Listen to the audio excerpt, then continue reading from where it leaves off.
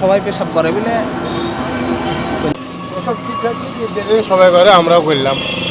ভাই ঠিক হয়নি তাহলে কি করলেন ভাই, বাড়াতে লেগেছে ভাই, এখন থামে না। হ্যাঁ?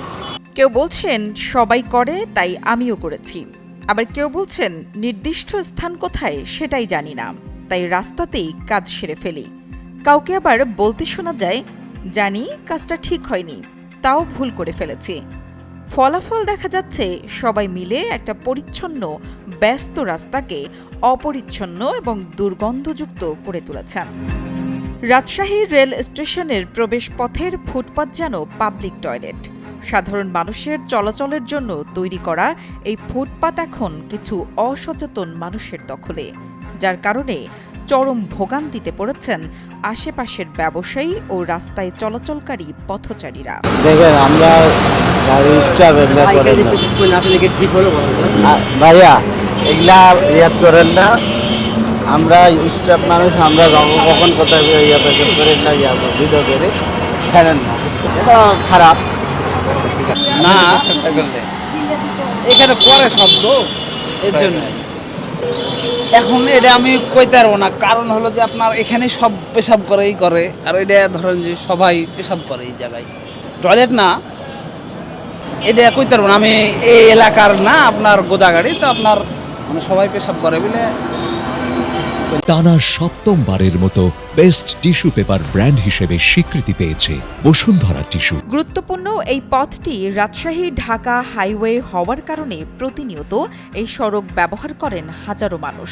তবে ব্যস্ততম সড়কটির ফুটপাতের এই নাজেহাল অবস্থার কারণে সাধারণ মানুষ রাস্তায় নেমে যাতায়াত করছেন, যার ফলে যে কোনো সময় ঘটতে পারে বড় ধরনের দুর্ঘটনা।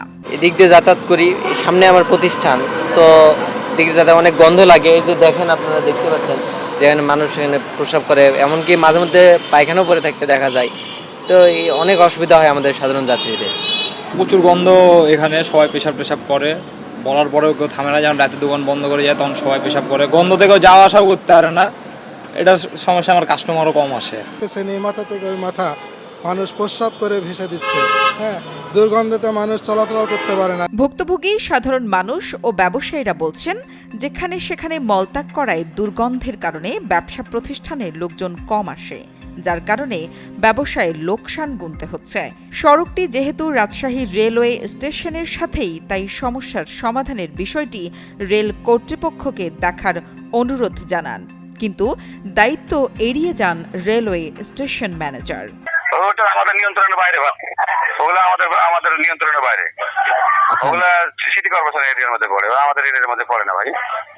হ্যাঁ, যেহেতু আমি বলি আমাদের মধ্যে পড়ে না ভাই। আমাদের ভিতরে আমার বাউন্ডারির মধ্যে যদি কোনো কিছু থাকে আমাকে বলেন, আমি সেটা আমার প্রশাসন দিয়ে আমি ঠিক করব।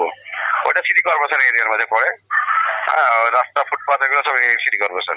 এদিকে সাধারণ জনগণের দিকেই আঙুল তুললেন রাজশাহী সিটি কর্পোরেশনের প্রধান পরিচ্ছন্ন কর্মকর্তা শেখ মোহাম্মদ মামুন। কালের কণ্ঠকে তিনি জানান, স্টেশনের পাশেই পাবলিক টয়লেট থাকলেও সাধারণ মানুষ যেখানে সেখানে মলমূত্র ত্যাগ করেন।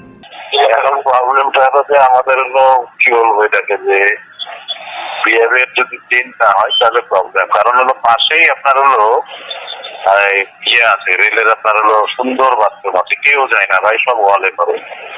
এটা একটা প্রবলেম। হ্যাঁ, এটা বলাও আছে, কিন্তু তারপরেও হয় না। কেন হয় না?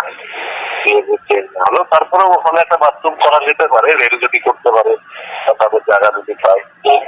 এগুলো আমাদের প্রশাসক স্যার বা প্রধান নির্বাহী ওনাদের সাথে আলাপ করতে পারে। রেল স্টেশনের ভেতরে সাধারণ মানুষের জন্য পাবলিক টয়লেট থাকলেও সেখানে টাকার বিনিময়ে কেবল সুবিধা পাওয়া যায়।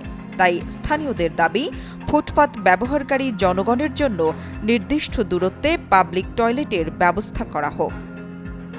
মোহাম্মদ নাইম হোসেইনের পাঠানো তথ্য ও ভিডিও চিত্রে ডেস্ক রিপোর্ট, কালের কণ্ঠ।